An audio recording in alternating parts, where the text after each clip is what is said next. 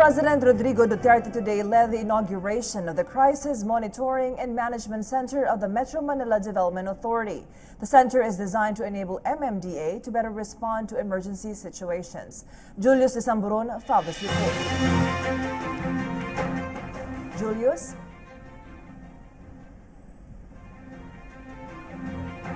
Yes, good evening. President Rodrigo Roa Duterte reiterated the anti-corruption efforts of the government.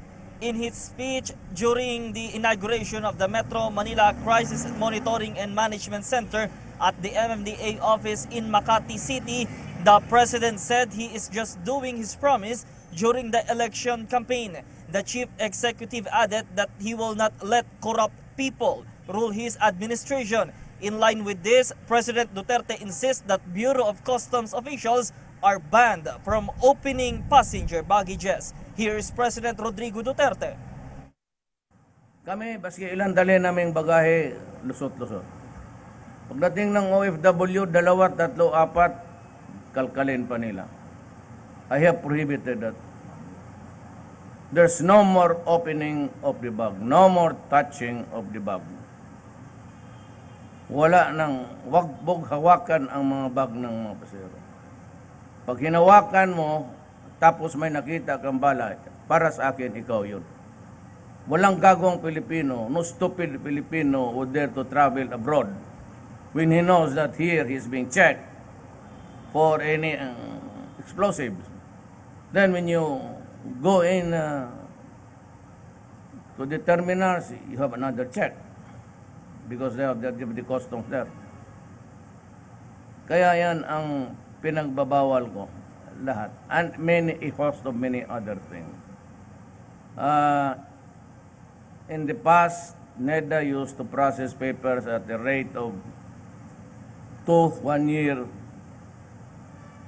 per document. I have ordered the cabinet members to process it in 1 month. And the directors, yung patamad-tamaran, ito yung nawawala sa opisina at paghintay ka. Land registrations, yung mga ganon.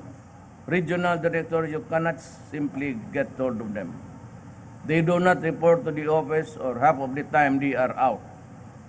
So my order is that they have to report the first in the morning and last to leave the office in the evening. And I only give them 2 weeks, 15 days to process the paper. If it's not done, you text 8888 and I will process the papers for you. President Duterte also said that he is not interested in military alliances. On the other hand, he again announced the strong relation with China for trade and commerce. China will also be committed to import Philippine agricultural products. He planned also to talk to Russian President Vladimir Putin for opening markets in Eastern Europe. Also in his speech, the president battled for fairness and balance in media reporting as he again criticized the Inquirer and ABS-CBN network.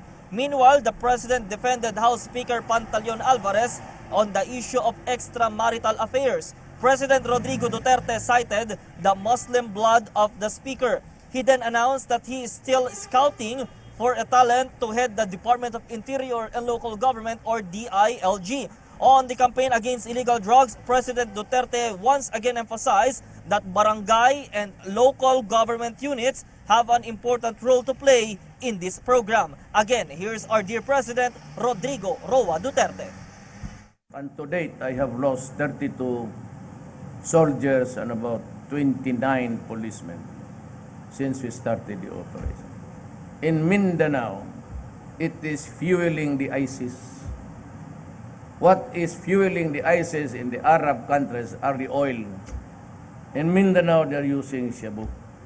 And that is why in operation against shabu laboratories, I lose soldiers because their compound, their cooking kitchen there are guarded by 2-3 M60 machine guns, and my soldiers had to, and police, just have to fight it out just like an ordinary shooting war.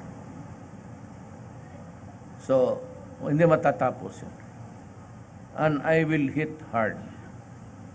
And I told the PNP to reconfigure the men because some of them were into it and a lot of them were, well, I said, if you are a policeman or a military man and you are into this kind of business, you will go first.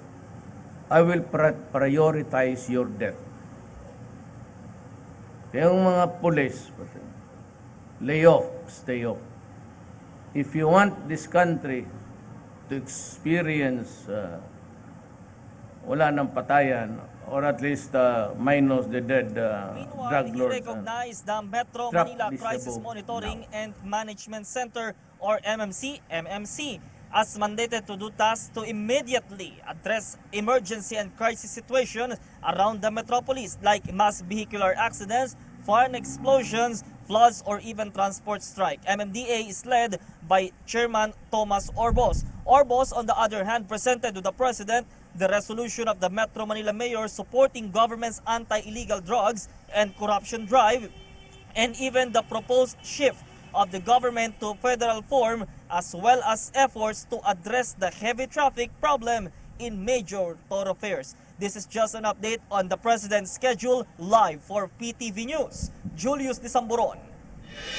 Thank you, Julius.